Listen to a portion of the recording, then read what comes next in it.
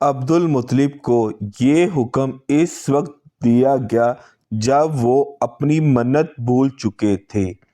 پہلے خواب میں ان سے کہا گیا منت پوری کرو۔ انہوں نے ایک مینڈا ذبح کر کے غریبوں کو کھلا دیا۔ پھر خواب آیا اس سے بڑی پیش کرو۔ اس مرتبہ انہوں نے ایک بیل ذبح کر دیا۔ خواب میں پھر یہی کہا گیا اس سے بڑی پیش کرو۔ اب انہوں نے اونٹ کیا۔ پھر خواب آیا اس سے بھی بڑی چیز پیش کرو۔ انہوں نے پوچھا اس سے بڑی چیز کیا ہے؟ تب کہا گیا اپنے بیٹوں میں سے کسی کو ذبح کرو جیسا کہ تم نے منت مانی تھی۔ اب انہیں اپنی منت یاد آئی۔ اپنے بیٹوں کو جمع کیا، ان سے منت کا ذکر کیا۔ سب کے سر جھک گئے۔ کون خود کو ذبح کرواتا؟ آخر عبداللہ بولے ابا جان آپ مجھے ذبح کر دیں۔ یہ سب سے چھوٹے تھے، سب سے خوبصورت تھے، سب سے زیادہ محبت بھی عبد المطلب کو انہی سے تھی، لہٰذا انہوں نے قرآندازی کرنے کا ارادہ کیا۔ تمام بیٹوں کے نام لکھ کر قرعہ ڈالا گیا۔ عبداللہ کا نام نکلا۔ اب انہوں نے چھری لی، عبداللہ کو بازو سے پکڑا اور انہیں ذبح کرنے کے لیے نیچے لٹا دیا۔ جوں ہی باپ نے بیٹے کو لٹایا، عباس سے ضبط نہ ہو سکا، فوراً آگے بڑھے اور بھائی کو کھینچ لیا۔ اس وقت یہ خود بھی چھوٹے تھے۔ ادھر باپ نے عبداللہ کو کھینچا۔ اس کھینچا تانی میں عبداللہ کے چہرے پر خراش بھی آئی۔ ان خراشوں کے نشان مرتے دم تک باقی رہے۔ اس دوران بنو مخزوم کے لوگ آئے۔ انہوں نے کہا آپ اس طرح بیٹے کو ذبح نہ کریں، اس کی ماں کی زندگی خراب ہو جائے گی۔ اپنے رب کو راضی کرنے کے لیے بیٹے کا ہدیہ دے دیں۔ اب سوال یہ تھا کہ فدیہ کیا دیا جائے۔ اس کی ترغیب یہ بتائی گئی کہ کاغذ کے ایک کاغذ پر 10 اونٹ لکھے جائیں، دوسرے پر عبداللہ کا نام لکھا جائے۔ اگر 10 اونٹ والی پرچی نکل آئے تو 10 اونٹ قربان کر دیے جائیں۔ اگر عبداللہ والی پرچی نکلے تو 10 اونٹ کا اضافہ کر دیا جائے۔ پھر 20 اونٹ والی پرچی اور عبداللہ والی پرچی ڈالی جائے۔ اب اگر 20 اونٹ والی پرچی نکلے تو 20 اونٹ قربان کر دیے جائیں، ورنہ 10 اونٹ اور بڑھا دیے جائیں۔ اس طرح 10-10 کر کے اونٹ بڑھتے جائیں۔ عبد المطلب نے ایسا ہی کیا۔ 10-10 اونٹ بڑھتے چلے گئے۔ ہر بار عبداللہ کا نام نکلتا چلا گیا، یہاں تک کہ اونٹوں کی تعداد 100 تک پہنچ گئی۔ تب کہیں جا کر اونٹ والی پرچی نکلی۔ اس طرح ان کی جان کے بدلے 100 اونٹ قربان کیے گئے۔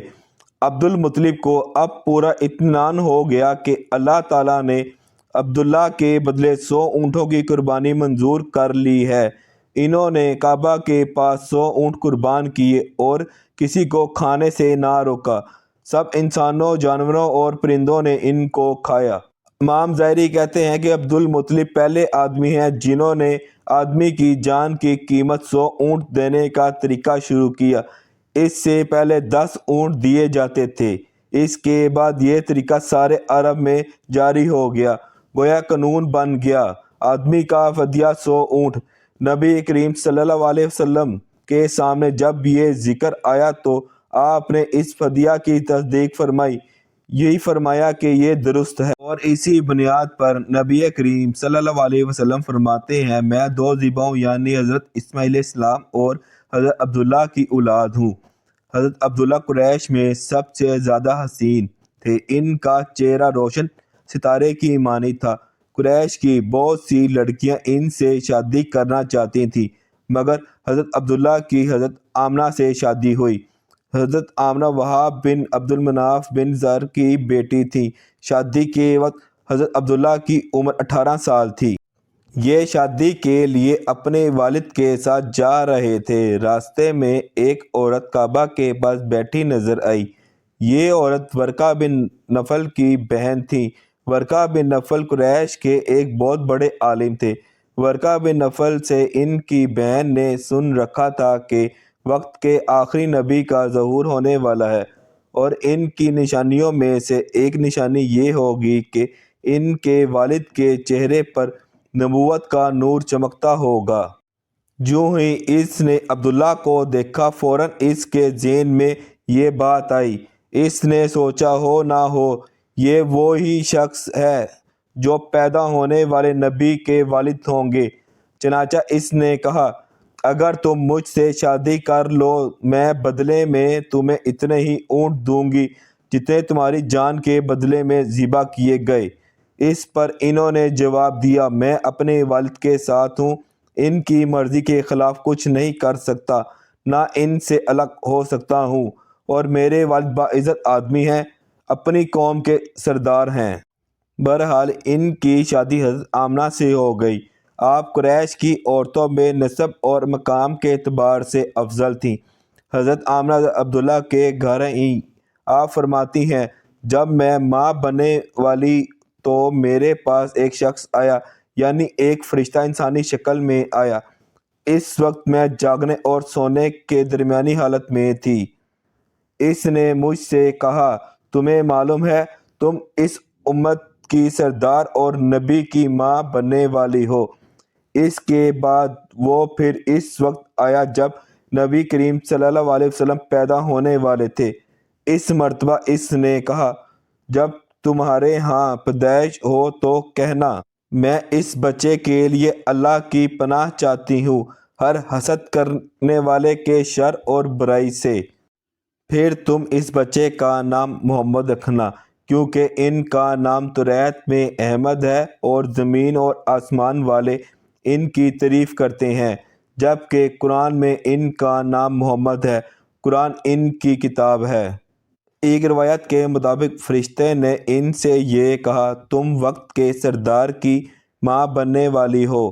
اس بچے کی نشانی یہ ہوگی کہ اس کے ساتھ ایک نور ظاہر ہوگا جس سے ملک شام اور بصری کے محلات بھر جائیں گے۔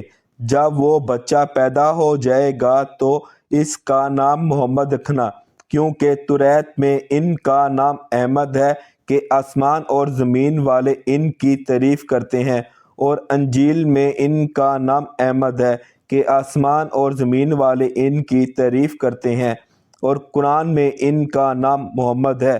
حضرت عبداللہ کے چہرے میں جو نور چمکتا تھا، شادی کے بعد وہ حضرت آمنہ کے چہرے میں آ گیا تھا۔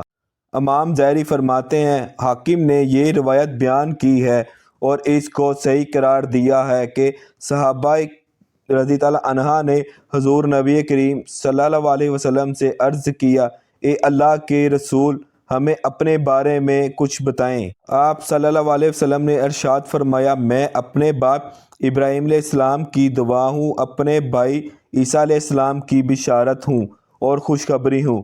جب میں اپنی والدہ کے شکم میں آیا تو انہوں نے دیکھا گویا ان سے ایک نور ظاہر ہوا ہے جس سے ملک شام میں بصری کے محلات روشن ہو گئے۔ حضرت آمنہ نے حضرت حلیمہ سعیدہ سے فرمایا تھا، میرے اس بچے کی شان نرالی ہے، یہ میرے پیٹ میں تھے تو مجھے کوئی بوجھ اور تھکن محسوس نہیں ہوئی۔ حضرت عیسیٰ علیہ السلام وہ آخری پیغمبر ہیں جنہوں نے آپ صلی اللہ علیہ وسلم کی آمد کی خوشخبری سنائی ہے۔ اس بشارت کا ذکر قرآن میں بھی ہے۔ سورۃ صف میں اللہ تعالیٰ فرماتے ہیں، اور اسی طرح وہ وقت بھی قابل ذکر ہے جب کہ عیسیٰ ابن مریم علیہ السلام نے فرمایا کہ بنی اسرائیل، میں تمہارے پاس اللہ کا بھیجا ہوا آیا ہوں، مجھ سے پہلے جو توریت آ چکی ہے میں اس کی تصدیق کرنے والا ہوں، اور میرے بعد جو ایک رسول آنے والے ہیں ان کا نام مبارک احمد ہوگا، میں ان کی بشارت دینے والا ہوں۔ اب چونکہ حضرت عیسیٰ علیہ السلام یہ بشارت سنا چکے تھے، اس لیے ہر دور کے لوگ آپ صلی اللہ علیہ وسلم کی آمد کا بے چینی سے انتظار کر رہے تھے۔ ادھر آپ کی پیدائش سے پہلے ہی حضرت عبداللہ انتقال کر گئے۔ سابقہ کتب میں آپ کی نبوت کی ایک علامت یہ بھی بتائی گئی ہے کہ آپ کے والد کا انتقال آپ کی ولادت سے پہلے ہو جائے گا۔ حضرت عبداللہ ایک تجارتی قافلے کے ساتھ تجارت کے لیے گئے، اس دوران بیمار ہو گئے اور کمزور ہو کر واپس لوٹے۔ قافلہ مدینہ منورہ سے گزرا تو حضرت عبداللہ اپنے ننیال یعنی بنو نجار کے ہاں ٹھہرے۔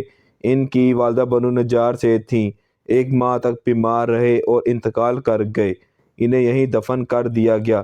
تجارتی قافلہ جب حضرت عبداللہ کے بغیر مکہ مکرمہ پہنچا اور حضرت عبد المطلب کو پتہ چلا کہ ان کے بیٹے عبداللہ بیمار ہو گئے ہیں اور مدینہ منورہ میں اپنی ننیال میں ہیں، تو انہیں لانے کے لیے حضرت عبد المطلب نے اپنے بیٹے زبیر کو بھیجا۔ جب یہ وہاں پہنچے تو حضرت عبداللہ کا انتقال ہو چکا تھا۔